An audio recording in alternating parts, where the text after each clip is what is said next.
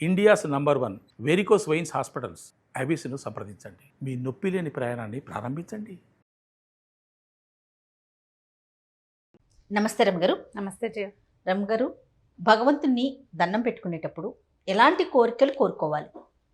భగవంతుడు ఒక ఆఫీసరు, మనం వెళ్ళి దండం పెట్టి ఫలానా పని చెయ్యి అంటే చేస్తాడా? చెయ్యడు. చేయడు.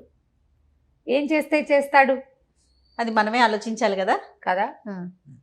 భగవంతుడికి నమస్కారం నిష్కామంగా నమస్కరించాలి. ఏ కోరికలతోటి నమస్కరించద్దు. భగవంతుడిని నువ్వు ఏదైనా ఒకటి కోరుకోవాలంటే, ఒకటి కోరాలి అంటే దానికి అర్హత ఉందా మనకి అనేది ఆలోచించుకోవాలి. మరి అలాంటప్పుడు ఉండు అర్హత ఉందా అని ఆలోచించుకోవాలి. నీకు అర్హత ఉంటే ఖచ్చితంగా నీకు ఇచ్చేస్తాడు, నువ్వు అడక్కపోయినా సరే. మరి సమస్య ఉన్నప్పుడు ఆయన దగ్గరికి వెళ్ళి మొరపెట్టుకుంటాం కదా. అవును, సమస్య ఉన్నప్పుడు నమస్కారం చేయటము, నాకు సహాయం చెయ్యి అని పిలవటం వేరు. మనం ప్రశ్న అది కాదు. దేవుడికి దండం పెట్టేటప్పుడు కోరిక కోరుకోవచ్చా? నమస్కారం భగవంతుడికి నమస్కరించటమే చెయ్యాలి. మనం ప్రతిసారి మనకు ఒక లిస్ట్ ఉండకూడదు. నువ్వు ఎప్పుడు భగవంతుడిని కోరాలి? నీ వల్ల కానప్పుడు, నువ్వు చెయ్యలేనప్పుడు, ఏం చెయ్యాలో నీకు తెలియనప్పుడు అప్పుడు ఆయన్ని తలుచుకోవాలి. అప్పుడు నేనేం చేయను, నాకు ఒక ఏదైనా సహాయం, నీకేం కావాలో కాదు, నన్ను ఈ పరిస్థితుల నుంచి బయటపడేయి. నేను ప్రయత్నించినా ఇందులో నుంచి బయటపడలేకపోతాను. నువ్వే ఆ చిక్కుల వలయాన్నంతా సృష్టించుకుని దాన్ని తీర్చే మార్గం నీకు ఒకటి తెలిసినా సరే అది నీకు చేయటం ఇష్టం లేక, దేవుడా మిరకిల్ చెయ్యి అని అడగకూడదు. చేయడు, మిరకిల్స్ చెయ్యడు భగవంతుడు.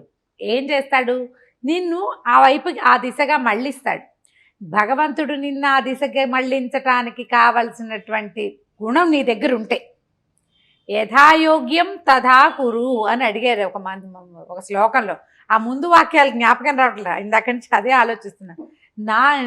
దేనికి నాకు యోగ్యత ఉందో అది చెయ్యి, నాకు నీ పాదాలు పట్టుకునే యోగ్యతని కల్పించు నాకని అడగాలి భగవంతుడిని. కాదు రమగారు, మనం అర్హులం అనుకోండి, మనకేం కావాలో ఆయన ఇచ్చేస్తారా? చేస్తాడు. పైగా భగవంతుడు చూస్తూ ఉంటాడు. జయ, నువ్వు మంచి చెయ్యి చూస్తాడు, నువ్వు చెడు చేసి చూస్తాడు కదా. నువ్వు మంచి చేసిన వాడివి, నువ్వు ఇబ్బందుల్లో పడ్డావు, చాలా కష్టపడుతున్నావు, చాలా గొప్పవాడివి, మంచి పని చేస్తావు, బుద్ధిమంతుడిగా ప్రవర్తిస్తావు, అయినా నువ్వు ఇబ్బందులు పడతావు. ఈ ఇబ్బందులు ఈ జన్మ అయ్యి ఉండకపోవచ్చు, కిందటి జన్మలోనో ఆ కిందటి జన్మలోనో నీ తాలూకు కర్మ దుర్విపాకం వల్ల, కొంత సంచిత కర్మ చేసుకున్నటువంటి కర్మల వల్ల నీకు ఇప్పుడు ఇబ్బంది వచ్చింది. కానీ నువ్వు ఇప్పుడు మంచివాడివి, ప్రస్తుతం నీ జీవితం చాలా మంచి పద్ధతిలో ఉన్నావు నువ్వు. అప్పుడు భగవంతుడు ఏం చేస్తాడు? నువ్వు దేవుణ్ణి ప్రార్థిస్తావు. ప్రార్థన వల్ల నీ సంచిత పాపం ఉంది చూసావు, నువ్వు తయారు చేసి పెట్టుకున్నావు, అది కొంచెం తగ్గుతుంది. ఆ అవకాశం ఉంటుందంటారా? ఉంటుంది. భగవత్ ప్రార్థన వల్ల కొంత ఉంటుంది. కష్టపడటం, నీవు ఎంతవరకు కష్టపడాలి, ఎంత కష్టపడాలని ఉందనుకో నీ రాతలో, నువ్వు తెచ్చుకున్నది అంత మూట, నువ్వు తెచ్చుకున్న సర్ది మూట నువ్వే మోసుకోవాలి. ఇప్పుడు ఇంత శక్తిని ఇస్తాడు, అదేగా చెప్తున్నా పూర్తిగానే. ఇది ఇంత మూట నువ్వు మోసుకోవాల్సి వస్తే, నువ్వు భగవత్ ప్రార్థన చేయటం వల్ల ఈ మూట యొక్క బరువు తగ్గుతుంది. బరువు తగ్గుతుందా, మోసే శక్తి వస్తుందా? రెండును అదే చెప్తున్నా. ఈ బరువు తగ్గుతుంది, ఈ మూటని మోసే శక్తి నీకు ఇస్తాడు. నువ్వు భగవంతుడి మీద, దుర్మార్గుడైన దేవుడా నేను ఇంత పని చేశాను అయినా నువ్వు పలకట్లేదు అని పక్కింటి ఆవిడని తిట్టేవనుకో, కర్మ సంచిత పాపం ఏమవుతుంది? ఇంకొంచెం పెరుగుతుంది. మళ్ళీ ఈమె కొత్త జీవితానికి, రేపు రాబోయే జన్మకి నువ్వు ఇంకో మూట సిద్ధం చేసుకుంటావు. భగవద్దూషణ చేసి, భగవంతుడిని దూషించి ఇంకొంచెం సిద్ధం చేసుకుంటావు కొత్తది. అనుభవించేసేయి. ఈ అనుభవించడానికి సరిపడా శక్తి ఇవ్వని నువ్వు ప్రార్థించవలసిందేంటి? ఏదైనా నీకు అత్యద్భుతమైన విషయం లభించినప్పుడు, భగవంతుడా నువ్వు ఉన్నావు అందుకే నాకు ఇది లభించింది అని దండం పెట్టుకో. ఆ వాక్యాలు అనుకో. ఏదైనా పెద్ద కష్టం వస్తే, ఎందుకో ఇంత పెద్ద కష్టంలో ముంచుతున్నావు నన్ను, ఈ కష్టాన్ని భరించే శక్తి నాకు ఇవ్వు అని దండం పెట్టుకో. ఈ రెండు నీకు ఫలిస్తాయి. ఇది నువ్వు చేయవలసిన ప్రార్థన. ఏదైనా నీకు లభిస్తే, భగవంతుడా నా యొక్క ప్రతిభకి గుర్తింపు లభించింది అనుకోవద్దు. నువ్వు బ్రహ్మాండ నాయకుడు కాదు, ఒక్క క్షణం ఆయన చూడకపోయాడా అయిపోయావే నువ్వు. ఎవరైనా దీనికి అతీతులు కాదు, ఎవ్వరూ అతీతులు కాదు. ఏ ఒక్కళ్ళు దాని నుంచి తప్పించుకోలేదు. భగవంతుడు పరాంగుఖుడు అయితే మొహం పక్కకి తిప్పాడో అంతే సంగతులు. నువ్వు పరమాద్భుతమైన ఆటగాడివిగా, పరమాద్భుతమైన గాయకుడివిగా, నువ్వు ఏమైనా మహామహా విద్వాంసులు, ఏమనాలంటే విద్వాంసులే కాదు రాజులు, ఎవ్వరూ మిగలరు, ఉండరు, కదలరు, మెదలరు. భగవంతుణ్ణి మన యందు ప్రసన్నుడుగా ఉంచుకోవాలంటే మనం ఆయనతోటి మాట్లాడాల్సిన మాటలు 2. నువ్వున్నావు, నీ వల్లే నేను బాగున్నాను. అంతే. నువ్వున్నావు, నాకు కొంచెం తోడుగా ఉండు. ఆ శక్తిని నాకు ఇవ్వు. ఈ 2 మాట్లాడు. నువ్వు మిగిలినవి ఏవి అడిగినా వాటి వల్ల ఉపయోగం ఏమి లేదు. నీకు రావాల్సిందైతే వస్తుంది. నీకు రాందైతే నువ్వు ఎంత ప్రార్థించినా, ఎంత ప్రయత్నం చేసినా, నువ్వే తెచ్చి ఒళ్ళో కూర్చోబెట్టుకున్నా రాదు. రావణాసురుడు మహాద్భుత సౌందర్యవతని సీతామహాసాధ్విని తెచ్చి ఒంట్లో కూర్చోబెట్టుకున్నాడు. ఎక్కడో ఉన్నాను లంకలో అనుకున్నాడు. ఈ కథలన్నీ మనకి ఎందుకు చెప్తారు? ఇందుకే చెప్తారు. ఎక్కడో లంక, స్వర్ణ లంక, ఎవ్వరూ దరి చేరలేరు, దాటి రాలేరు. దానికి ఒక మహా భయంకరమైన రాక్షసి కాపలా ఉంది, లంకానగరపురి రాక్షసి. అయినా కూడా ఏం జరిగింది? ఒక కోతి, చిన్న స్వల్ప రూపంలో ఉన్న కోతి ప్రవేశించేసరికి చూడు ఎలా అయిపోయిందో. ఏమైపోయింది? చివరికి అతలాకుతలం అయింది కదా.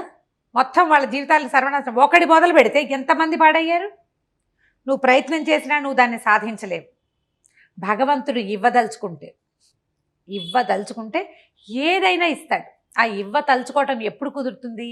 నువ్వు చాలా గొప్పవాడివైతే, నువ్వు చాలా సరైన వాడివైతే, నీ యొక్క కర్మలన్నీ సత్కర్మలే అయితే.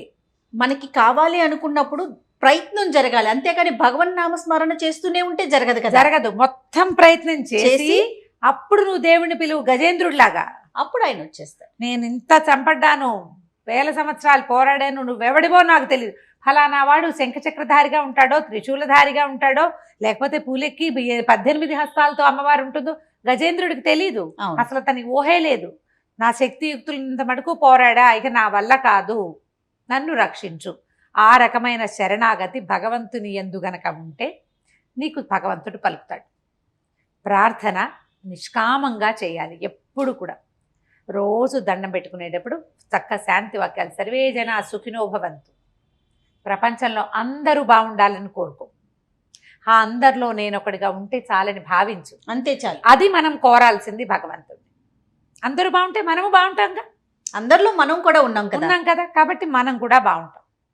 ప్రపంచ శాంతి అలాంటివి కోరుకో. సార్వజనీనమైన కోరికలు సిద్ధిస్తాయి. ఏకత్ర ఉండే కోరిక ఇప్పుడు అలా కదయ్యా. మనం అక్కడ కొట్టు, ఆ గోడనేని ఒక బాణాన్ని నీ చేతికి ఇచ్చారు, నువ్వు ఎక్కడ కొట్టినా ఓకే అన్నాడు అనుకో, ఎక్కడో చోట కొడతాం, కొట్టామని సంతోషిస్తాం. అదే ఒక చుక్క పెట్టి నువ్వు ఆ చుక్కనే కొట్టాలంటే కొట్టగలవా? సాధన కావాలి. ఎంత సాధన కావాలి? నీయందే భగవంతుడు ఫలించాలంటే నీకు మహాద్భుత సాధన కావాలి. అది ఇప్పుడు మన దైనందిన, మన సాధారణ జీవితంలో మన వల్ల కాదు, మన వల్ల అవ్వదు. సార్వజనీనంగా కోరుకో. అందరికీ సమస్యలు లేకుండా ఉండాలి, అందరూ హాయిగా ఉండాలి అని కోరుకుంటే అది ఫలించడానికి అవకాశం. దేశం మీదకి వచ్చిపడిన ఈ విపత్తుని తొలగించమని కోరుకోండి. దేవుడా అదేదో మా ఇంట్లోకి రాకుండా చూడు అని అడగద్దు. అది కూడా దేశంలోనే ఉన్నాం, ఇక్కడి నుంచి దీన్ని తప్పించు. ఈ పిల్లలు, ఈ చదువులు అన్నీ పాడైపోతున్నాయి. ఈ పెద్దవాళ్ళు ఈ దిక్కుమాలేని పక్షులైపోతున్నారు. పిల్లలు, పెద్దలు కూడా. పిల్లలు, కుమారులు పోయి పెద్దవాళ్ళు మిగిలిపోతారు, లేదా పెద్దవాళ్ళతో పోయి పసిబిడ్డలు మిగిలిపోతున్నారు. ఈ సమస్యను తప్పించు అని కోరుకుంటే ఫలిస్తుంది. ఎప్పుడు కూడా భగవంతుణ్ణి కోరద్దు, నమస్కరించండి. భగవంతుడికి నచ్చేవి 4 రకాల మంచి పనులు. ఆ 4 చేయండి. ఇతరులకి సహాయం చేయండి. వాడెవడో మనకు తెలియదని బార్టర్ సిస్టమ్ ఉంటే కానీ, నేను ఇవాళ ఇచ్చాను అనుకో, వాడు రేపు నాకు ఇవ్వడు కదా అని ఆలోచించద్దు. ఇచ్చేసేయండి. మీకు కలిగింది సహాయం చేయండి. దుర్భాషలాడకండి. ఇతరుల నోట్లో నుంచి తీసి బయట పారేద్దామని అనుకోవద్దు. పక్కవాడి జీవికరి కట్ చేస్తే బుద్ధి వస్తుంది అనుకోవద్దు. వాడికి బుద్ధి రావడం కాదు, నీకు నరకం వస్తుంది రేపొద్దున. అవి ఆలోచించండి. ఈ 4 మంచి పనులు చేయండి. మీరు ప్రార్థించక్కర్లా. మీ జీవితానికి అవసరమైంది ఇవాళ రాపితే రేపొద్దునైనా ఇచ్చేస్తాడు. నమస్కారం చేయండి, అంతే. ఆయన చూస్తుంటాడు. ఇప్పుడు ప్రపంచం సర్వసాక్షి కదా భగవంతుడు. మన లోపలే ఉండి చూస్తూ ఉంటాడు. నువ్వు సరిగ్గా చేసినాడు, నిన్ను సరిగ్గా చూస్తాడు. నువ్వు సరిగ్గా చేయలేదు, ఇప్పుడు మనం కూడా చూస్తాడు. అప్పుడు చూస్తాడు కదా. ఇప్పుడు మనం వెంటనే మనకు వచ్చేస్తాయి బోల్డ్ అని పరపరలాగా కామెంట్స్. ఏంటంటే మరి వాళ్ళు ఎవరో పరమ దుర్మార్గులండి, వాడికి బోల్డ్ డబ్బు ఉంది, వాడికి అదేదో ఉంది, వాడికి ఏం లేదో నీకు తెలియదు, అంతే కదా. వాడు రేపొద్దున ఏమవుతాడో నీకు తెలీదు. మనకు తెలిసింది ఏమిటి? కనపడుతున్నటువంటి ఎవడు పడవలసిన కష్టం వాడు పడుతూనే ఉంటాడు. వాళ్ళ జీవితాల్లో ఉన్నంత అనిశ్చితి ఇంకెవరికీ ఉండదు. అవును. కాబట్టి దాని గురించి ఆలోచించద్దు. మన గురించే భగవంతుడు మనము మనిద్దరం ఒకటి. నువ్వు నేను దోస్తు. మనలో ఉన్నాడు దేవుడు. మన లోపల ఉన్న దైవాన్ని గౌరవించండి. బయట దేవాలయాల్లో దేవుడికి దండం పెట్టి ఏం అడగడం కాదు, లోపల వాడిని అడగండి. ఏం మంచి చేయాలో చెప్తాడు. ఆ మంచి చెయ్యండి. అంతరాత్మని ప్రశ్నించామనుకో, వాడు ఎందుకు వచ్చింది మనకి అంటాడు. ఎందుకు వాడికి అనవసరంగా ద్రోహం చేయటం, ఎందుకు వీడిని అనవసరంగా కొట్టడం, వాడిని ఎందుకు తిట్టాలి? నువ్వు లోపల ప్రశ్నించుకో, లోపలన్న దేవుడు సమాధానం చెప్తాడు.